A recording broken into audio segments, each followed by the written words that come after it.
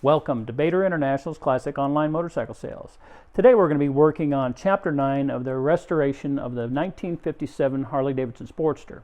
And in this chapter we're going to be pulling down the front wheel brake drum and removing the bearings. This might give you a little bit of an insight on the proper way of going about doing that, and also possibly the improper way of doing it. So have a look.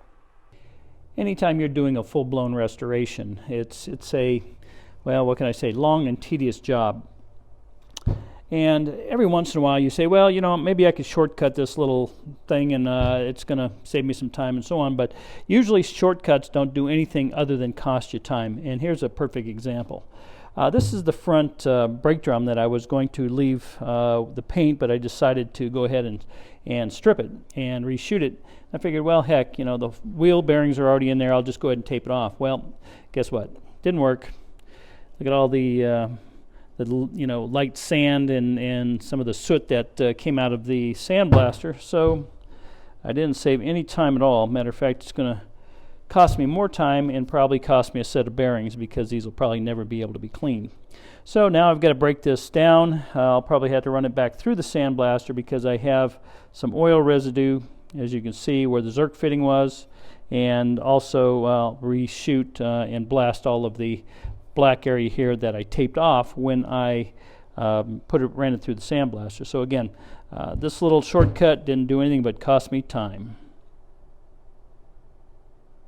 While disassembling these front brake drums, basically you have a dust shield on this side here, and you just use a screwdriver, pop it loose, and that'll expose your very dusty bearings from trying to do the shortcut.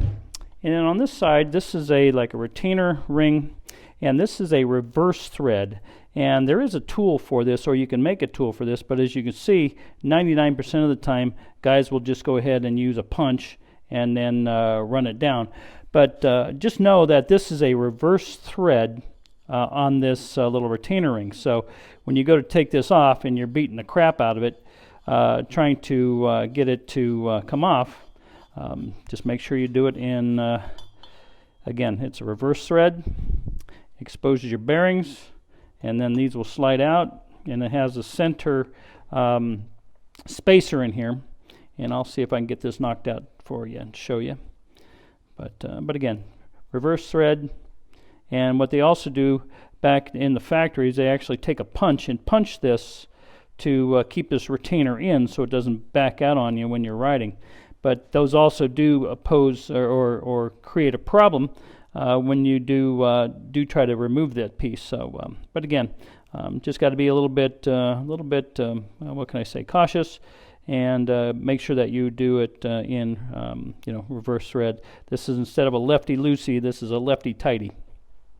To get the bearing out of the face side or the brake plate side, you just take a little punch, and I usually use brass, and you can catch the lip of the actual backside of the bearing, and then you just tap it, left and right with a hammer, and it'll slide it out, and then the inside piece will actually come out. So I'm going to sit here and see if I can do this. Bear with me. Lean it up against the vise.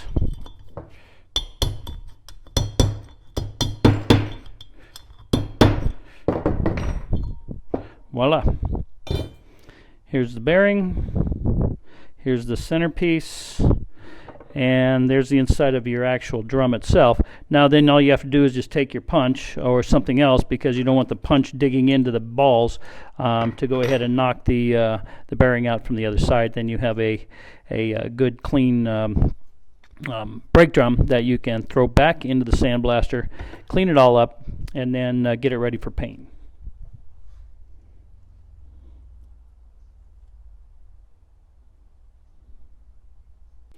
When you do pull the bearing out from the what I'll call the spoke side and not the brake drum side, just know that there's a little bit of a washer. This is what backs up the bearing on that little step on the inside of the drum itself.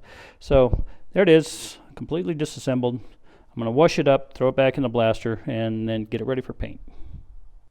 Well, thanks for watching this segment, and hopefully it's been educational as well as enjoyable.